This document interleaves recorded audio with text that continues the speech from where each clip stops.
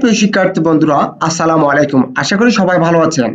আজকে আপনাদের সামনে আলোচনা করব ফিনান্সিয়াল ম্যানেজমেন্ট এর দ্বিতীয় অধ্যায় হতে কিছু সূত্রাবলী নিয়ে। অধ্যায়টির নাম হচ্ছে capital budgeting and risk analysis. এই অধ্যায়ের অঙ্কগুলো খুবই সহজ এবং এই অধ্যায়টি খুবই গুরুত্বপূর্ণ। এই অধ্যায়ের কিছু প্র্যাকটিক্যাল ক্লাস দেওয়ার আগে আমি এই অধ্যায়ের জন্য কিছু গুরুত্বপূর্ণ সূত্রাবলী নিয়ে আলোচনা করতেছি। এই সূত্রাবলী আপনারা খুবই মনোযোগ সহকারে দেখে নেবেন এবং নিজের ইনবক্সে শেয়ার করে নেবেন। অবশ্যই এই ক্লাসটি আপনাদের জন্য খুবই গুরুত্বপূর্ণ। আমার অনলাইন ক্লাসগুলো সবার আগে পাওয়ার জন্য আমার চ্যানেলকে সাবস্ক্রাইব করুন, লাইক করুন, বেশি বেশি শেয়ার করুন। Let's go. Formula at a glance, এক নজরে সূত্রাবলী। ফর পিবিপি অর্থাৎ পেব্যাক পিরিয়ড নির্ণয় করতে হবে। পেব্যাক পিরিয়ড নির্ণয় করার জন্য দুটি সূত্র প্রয়োজন। কারণ হচ্ছে দুই ধরনের উপাদান দিয়ে আপনাদেরকে পেব্যাক পিরিয়ড নির্ণয় করতে বলবে। প্রথমটি হচ্ছে যদি 5 বছরের উপাদান দিয়েছে আপনাদেরকে, ওই 5 বছরের উপাদান যদি সমান হয় তাহলে প্রথম সূত্রটি ব্যবহার করা হবে। এবং আপনাদেরকে 5 বছরের উপাদান দেওয়া হয়েছে এবং প্রতি বছরের উপাদানটি হচ্ছে অসমান, অর্থাৎ এক বছরে 5,000, এক বছরে 6,000, এক বছরে 3,000, এরকম অসমান প্রকৃতির। সেক্ষেত্রে আপনাকে বি নাম্বারের সূত্রটি ব্যবহার করতে হবে। আমি এবার আপনাদেরকে বুঝিয়ে দিচ্ছি।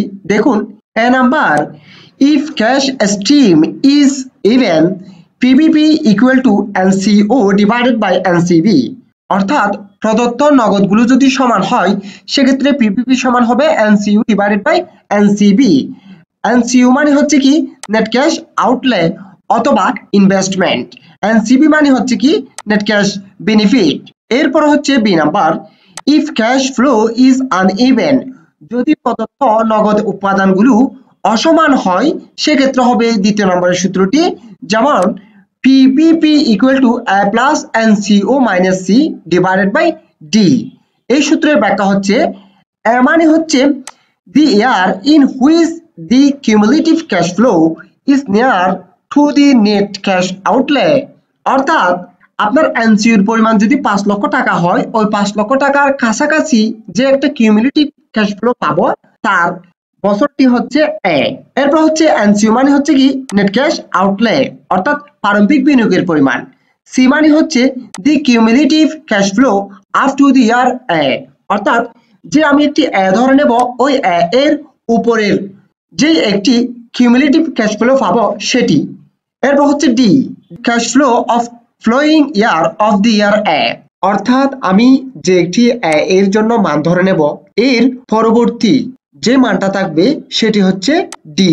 আপনাদের এই মানগুলো বুঝতে খুব কষ্ট হচ্ছে, যখন আমরা একটা প্র্যাকটিক্যাল ক্লাস করাবো তখন এটি খুবই সহজ হয়ে যাবে, কারণ এই পিবিপি নির্ণয় করা খুবই সহজ এবং খুবই গুরুত্বপূর্ণ।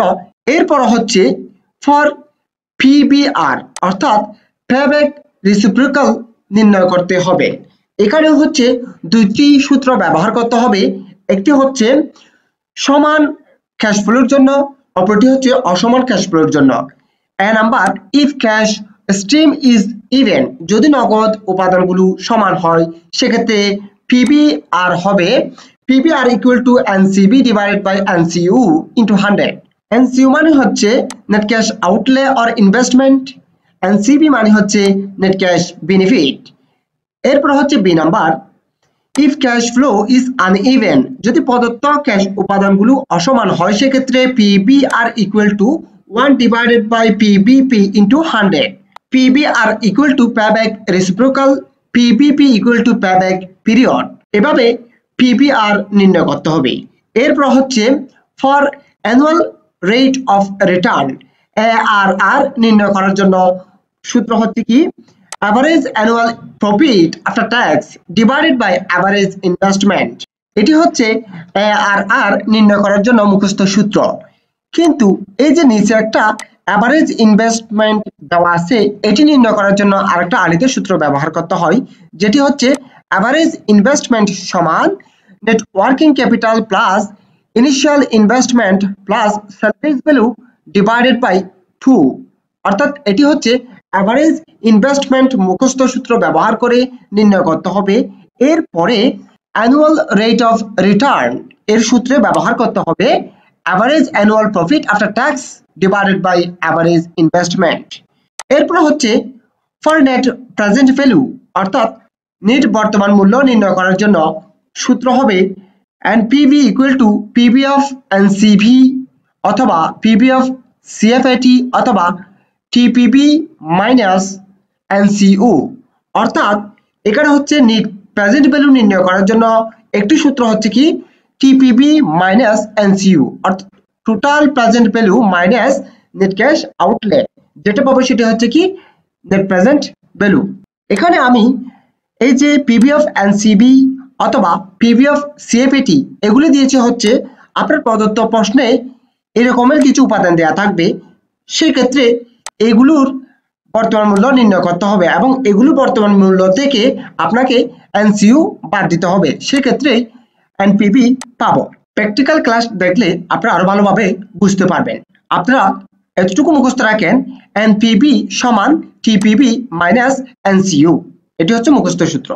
এরপর হচ্ছে ফর স্ট্যান্ডার্ড ডিভিশন সমান root over summation P into R minus X bar whole square. এটি হচ্ছে স্ট্যান্ডার্ড ডিভিশন নির্ণয়ের জন্য মুখস্থ সূত্র। আমি সূত্রের ব্যাখ্যা দিচ্ছি। সিগমা সমান স্ট্যান্ডার্ড ডিভিশন, এক্স বার সমান mean of the distribution, P I মানে হচ্ছে probability associated with ITH value, R I মানে হচ্ছে return associated with ITH value. এটি স্ট্যান্ডার্ড ডিভিশন নির্ণয়ের জন্য সূত্র কাজে লাগবে, সেটি শিখে রাখুন। এরপর হচ্ছে ফর কোএফিসিয়েন্ট অফ ভেরিয়েশন অর্থাৎ সিভি নির্ণয় করার জন্য মুখস্থ সূত্র হচ্ছে CV equal to sigma divided by X bar into 100। CV মানে হচ্ছে কোএফিসিয়েন্ট অফ ভেরিয়েশন, সিগমা সমান হচ্ছে স্ট্যান্ডার্ড ডিভিশন, এক্স বার মানে হচ্ছে মিন অফ দি ডিস্ট্রিবিউশন। এই অধ্যায়ের জন্য এই কয়েকটি সূত্র আপনাদেরকে দিয়েছি, এই সূত্রগুলো খুবই গুরুত্বপূর্ণ, সেজন্য আপনি খুব ভালোভাবে দেখে রাখবেন, শিখে রাখবেন। আমাদের এই যে আজকের চ্যাপ্টারের নাম হচ্ছে capital budgeting and risk analysis. এই অধ্যায়ের জন্য খুবই গুরুত্বপূর্ণ প্রয়োজনীয় সূত্রগুলো আমি আলোচনা করেছি। যেমন এখানে প্রথমে নির্ণয় করতে হয় পিভিপি। পিভিপি দুইভাবে নির্ণয় করতে হয়। যখন ক্যাশের টাকাগুলো সমান হয় সেক্ষেত্রে পিভিপি সমান এনসিইউ ডিভাইডেড বাই এনসিবি।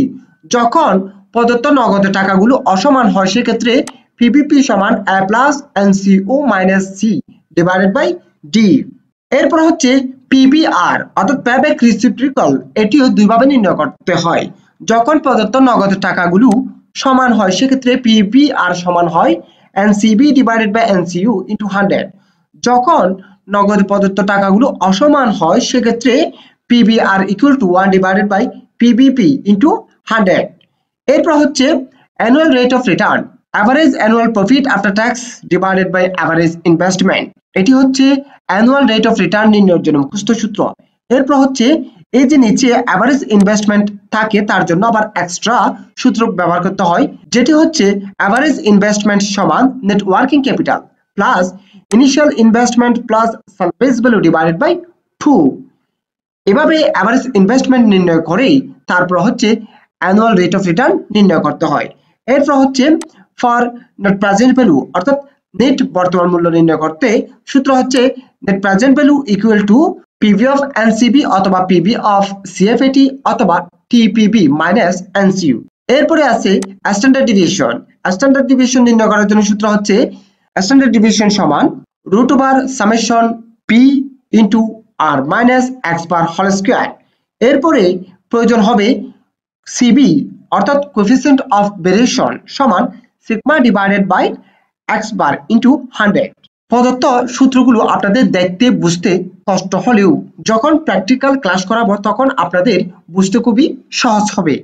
এই ক্লাসটি শেষ করার পরে আপনারা আমার ক্লাসগুলো ধারাবাহিকভাবে শেষ করুন। আমার অনলাইন ক্লাসগুলো সবার আগে পাওয়ার জন্য আমার চ্যানেলকে সাবস্ক্রাইব করুন, লাইক করুন, বেশি বেশি শেয়ার করুন। সুস্থ থাকুন, নিরাপদে থাকুন। আসসালামু আলাইকুম।